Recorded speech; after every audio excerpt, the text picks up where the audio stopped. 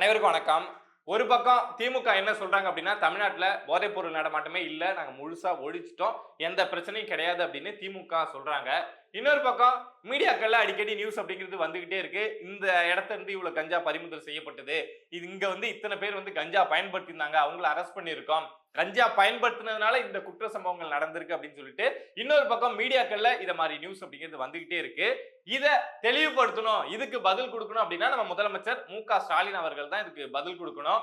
ஒண்ணு, இத மாதிரி செய்திகள் வெளிவருது இல்ல, தமிழ்நாட்டுல கஞ்சா பிடிக்கப்படுது, கஞ்சா குடிச்சதுனால இந்த குற்ற சம்பவங்கள் வந்து அந்த போதையில நடந்தது அப்படின்னு சொல்லிட்டு செய்திகள் வெளிவருது இல்ல, அந்த செய்திகள் தவறான செய்தி. சோ நாங்க அவங்க மேல நடவடிக்கை எடுக்கிறோம் அப்படின்னு சொல்லிட்டு மு.க.ஸ்டாலின் அவர்கள் வந்து சொல்லணும். இல்ல அப்படின்னா நாங்க வந்து சொல்லிக்கிட்டோம்ல, தமிழ்நாட்டை வந்து போதைப் பொருள் இல்லாத மாநிலமா மாத்திட்டோம் அப்படின்னு நான் சொன்னேன், மா சுப்பிரமணியன் சொன்னாரு. சோ நாங்க சொன்ன அந்த கருத்து வந்து தவறான கருத்து, எங்களுக்கு தெரியாம இல்ல தெரிஞ்சே தமிழ்நாட்டுல இவ்வளவு போதைப் பொருள் நடமாட்டம் இருக்கு அப்படிங்கிறத ஸ்டாலின் அவர்கள் ஒத்துக்கணும். சோ ஒருவேளை இந்த நியூஸ் எல்லாம் தப்பா இருக்கு அப்படின்னா இப்போ ஒரு செய்தி அப்படிங்கிறது வெளியாயிருக்கு.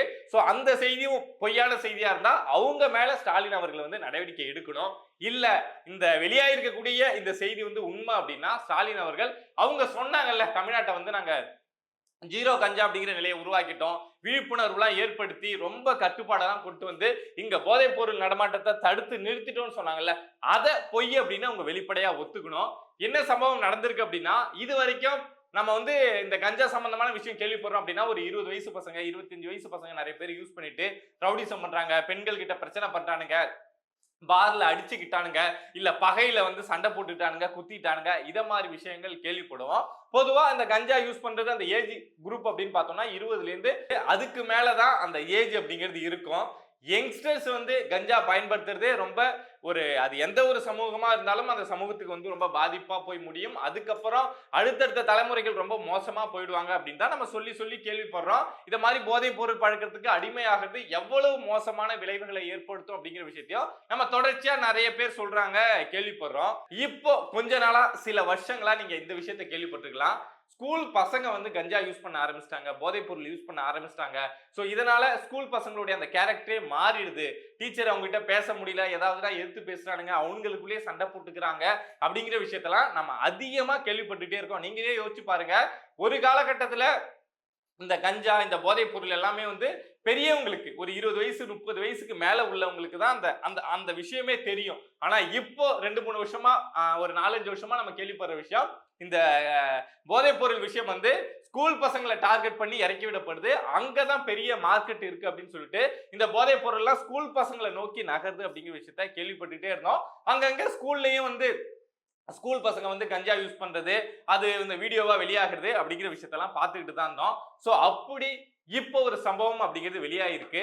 வியாசார்பாடி, சென்னை வியாசார்பாடி இருக்குல்ல, அதுல ஒரு அரசு பள்ளிக்கூடத்துல படிக்கக்கூடிய ஒரு 11ஆம் வகுப்பு படிக்கக்கூடிய ஒரு மாணவனுடைய இடுப்புல இருந்து மறைச்சு வச்சு கஞ்சாவை எடுத்துட்டு வந்திருக்கான். ஸ்கூலுக்கு எடுத்துட்டு வந்திருக்கான், கவர்மெண்ட் ஸ்கூலுக்கு. சோ அத காவல்துறையினர் வந்து கைப்பற்றிருக்காங்க. இப்போ அந்த செய்தி வெளியாயிருக்கு. அந்த ஸ்டூடெண்ட் வந்து கைதும் பண்ணிருக்காங்க. ஃபர்ஸ்ட் விஷயம் கைது பண்ணாங்க, அதெல்லாம் போறதுக்கு முன்னாடி ஒரு ஸ்டூடெண்ட் வந்து இடுப்புல மறைச்சு வச்சு ஸ்கூலுக்கு கஞ்சா எடுத்துட்டு வரான் அப்படின்னா என்னத்துக்காக எடுத்து வந்திருப்பான் யோசிச்சு பாருங்க. அவன் யூஸ் பண்றதுக்காக, அவன் ஒரே ஒரு ஆள் யூஸ் பண்றதுக்காகவா அந்த கஞ்சாவை ஸ்கூலுக்கு எடுத்து வந்திருப்பான்? அவன் ஒரு கஞ்சா போதைக்கு அடிமையா இருக்கான் அப்படின்னா அவன் வீட்லயே அந்த கஞ்சாவை யூஸ் பண்ணிருக்கலாம், எங்க வேணாலும் யூஸ் பண்ணிருக்கலாம், அது எப்படி வேணாலும் முடிஞ்சிருக்கலாம். ஆனா அதை தாண்டி அவன் ஸ்கூலுக்கு எடுத்துட்டு வரான் அப்படின்னா அதோடைய நோக்கம் என்ன? வியாபாரம். அந்த கஞ்சாவை எடுத்துட்டு வந்து அங்க இருக்கக்கூடிய ஸ்டூடெண்ட்ஸ்க்கு விக்கிறாங்க அப்படின்னா வேற, அவனை தாண்டி அந்த கிளாஸ்லயோ அந்த ஸ்கூல்லயோ நிறைய பேர் கஞ்சா யூஸ் பண்றவங்க இருக்காங்க அப்படின்னு நம்ம புரிஞ்சுக்கலாம். சரிப்பா, அவன் எடுத்துட்டு வந்து விக்கிறான் அப்படின்னா அவனுக்கு எங்க இருந்து கிடைச்சிருக்கும் அப்படின்னு ஒரு கேள்வி இருக்குல்ல. 11வது படிக்கக்கூடிய ஒருத்தவன் அவன் யூஸ் பண்றானா இல்லையான்னு தெரியல, ஆனா ஸ்கூலுக்கு கஞ்சாவை விக்கலாம், வித்தா நமக்கு காசு கிடைக்கும் அப்படின்னு எடுத்துட்டு வரான். ஆனா அவனுக்கு ஒரு குரூப் கொடுத்திருப்பாங்கல்ல, அந்த குரூப் எங்க இருந்து கொடுத்திருப்பாங்க? இந்த திராவிட மாடல் ஆட்சியில அந்த கஞ்சா கிடைச்சுதானே இந்த ஸ்கூல் பசங்களை டார்கெட் பண்ணி நம்ம விக்கலாம் அப்படின்னு பிளான் பண்ணி அங்க இருக்கக்கூடிய கஞ்சா வியாபாரிகள் தானே அந்த பையன்கிட்ட கஞ்சா வர அளவுக்கு அங்க இறங்கி வந்து வேலை அப்படிங்கிறத செஞ்சிருப்பாங்க. ஸ்கூல் பசங்க வரைக்கும் ஸ்கூல்ல இருக்கக்கூடியவனுக்கு ஒரு ஸ்கூல் பையன் கொண்டு போய் கஞ்சா விக்கிற அளவுக்கு கஞ்சா வந்து இங்க மலிவா மாறி போய் கிடக்கு, அவ்வளவு ஈஸியா கிடைக்குது. இத மாதிரி விஷயங்களை டெய்லி நம்ம கேள்விப்படுறோம். திருத்தணியில ட்ரெயின்ல ஒருத்தவன் கஞ்சா போதையில வெட்டுறான் அப்படின்னா, இங்க தரமணியில வந்து ஒருத்தவன் போதையை போட்டுட்டு வெட்டுறான் அப்படின்னு அவ்வளவு செய்தியை கேள்விப்படுறோம். ஆனா மனசாட்சியே இல்லாம நம்ம மா சுப்பிரமணியம் வந்து ஜீரோ கஞ்சா அப்படிங்கிற நிலையை உருவாக்கிட்டோம் அப்படின்னு சொல்றதும், நாங்க முழுமையா கஞ்சா விழிப்புணர்வு விஷயத்தை தமிழ்நாட்டுல கொண்டு வந்துட்டோம் அப்படின்னு மு.க. ஸ்டாலின் அவர்கள் சொல்றதும் நமக்கு கோபத்தை உண்டாக்குறதை தவிர வேற எதுவுமே பண்ணல. என்னப்பா மனசாட்சியே இல்லாம பேசுறீங்க அப்படிங்கிற அந்த கோபத்தை தான் திரும்ப திரும்ப உண்டாக்குது. இத மாதிரி இந்த போதைப் பொருள் கஞ்சா மாதிரியான போதைப் பொருள் பழக்க வழக்கம் இருக்கு இல்லங்க, அது அந்த சமூகத்தை ஒண்ணுமே இல்லாம பண்ணிடும். ஒரே ஒரு உதாரணம் சொல்றேன் கேளுங்க. டாஸ்மாக் வேணாம் அப்படின்னு சொல்லிட்டு இங்க இருக்கக்கூடிய பெண்கள் வந்து தமிழ்நாட்டுல பல ஆண்டுகளா போராடிட்டு இருக்காங்க. அதுக்கு முக்கியமான காரணம் என்ன அப்படின்னா, கணவர்கள் வந்து நிறைய பேர் வந்து குடிச்சிட்டு குடும்பத்தை கவனிக்கிறது கிடையாது. குடிச்சிட்டு அவங்க அவங்க விருப்பத்துக்கு அவங்க சம்பாதிக்கிறாங்க, அவங்க குடிச்சிட்டு அங்கங்க சுத்துறாங்க, குடும்ப சொத்து அழிக்கிறாங்க அப்படின்னு சொல்லிட்டு பெண்கள் வந்து தமிழ்நாட்டுல டாஸ்மாக் வேணாம் அப்படின்னு சொல்லி ரொம்ப நாளா போராடிட்டு இருக்காங்க. இது டாஸ்மாகால நடக்கக்கூடிய பிரச்சனை. இதுவே இந்த கஞ்சா இத மாதிரி விஷயங்கள் வந்தது, இந்த ஸ்கூல் பசங்களை நோக்கி வந்தது அப்படின்னா, ஒரு பெண் தன்னுடைய கணவர்கிட்ட இருந்து, கணவர் வந்து குடும்பத்தை அழிக்கிறாரு, போதை சரக்க போட்டுட்டு வீரனை போட்டுட்டு குடும்பத்தை அழிக்கிறாரு அப்படின்னு அந்த பெண் வந்து இவ்வளவு நாளா கணவர்கிட்ட போராடிட்டு இருந்திருப்பாங்க.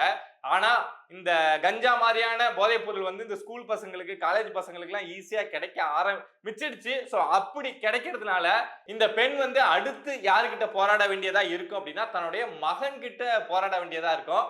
ஒரு பக்கம் கணவர் வந்து சரக்கு அடிக்கிறாரு, அவருடைய நாலேஜுக்கு அவர் வந்து டாஸ்மாக் போறாரு அப்படின்னா, பசங்கள்ட்ட இந்த விஷயங்கள் வந்து கஞ்சா மாதிரியான விஷயங்கள் வந்து ஈஸியா கிடைக்குது, அவங்க கிட்ட போகுது அப்படின்னா, அந்த பசங்களும் இந்த மாதிரி போதைப் பொருளுக்கு அடிமை ஆயிட்டாங்க அப்படின்னா, அந்த பெண்களுடைய நிலைமையை நினைச்சு பாருங்களேன். ஒரு அம்மாவா, ஒரு கணவனுடைய மனைவியா நினைச்சு பாருங்களேன். ஒரு பக்கம் கணவனும் டார்ச்சர் பண்றான், சரி இந்த கணவன் தான் இப்படி பண்றான், தன்னுடைய மகனாவது வந்து அதை சரி பண்ணுவான், தன்னுடைய குடும்பத்தை மீட்டெடுப்பான், அவனாவது நல்ல பிள்ளையா இருப்பான் அப்படின்னு நினைச்சிட்டு இருக்கக்கூடிய ஒரு அம்மாவுக்கு, அவனும் ஸ்கூல்லயே கஞ்சாடிக்க ஆரம்பிச்சிட்டான்ப்பா, அவனும் காலேஜ்லயே வந்து போதைப் பொருளுக்கு அடிமையாயிட்டான்பா அப்படிங்கிற விஷயம் தெரிய வந்தது அப்படின்னா, ஒரு குடும்பம் என்ன நிலையாகும், எவ்வளவு மோசமா போகும் அப்படிங்கிறத நீங்களே யோசிச்சு பாருங்க. இத மாதிரி சமூகத்துல வந்து இந்த போதைப் பொருள் அதிகமா ஊடுருவ விடுறது, அது வந்து நிறைய கிடைக்கிறது, அவைலபிலிட்டி அதிகமாகிறது அப்படிங்கிறது கண்டிப்பா அந்த சமூகத்தை ரொம்ப மோசமான ஒரு நிலைக்கு கொண்டுட்டு போய் விட்டோம். அதுல இருந்து திரும்ப மீட்டு கொண்டு வர்றது அப்படிங்கிறது சாதாரண விஷயமே கிடையாது. இந்த அரசு நினைச்சது அப்படின்னா ஈஸியா இந்த கஞ்சா கிடைக்குதா, இல்ல மத்த வகையான போதைப் பொருள் கிடைக்குதா, தடுத்து நிறுத்தணும் அப்படின்னு நினைச்சதுன்னா இந்த அரசு நினைச்சா ஈஸியா செய்ய முடியும். ஆனா இந்த அரசு அதை செய்யறதே கிடையாது.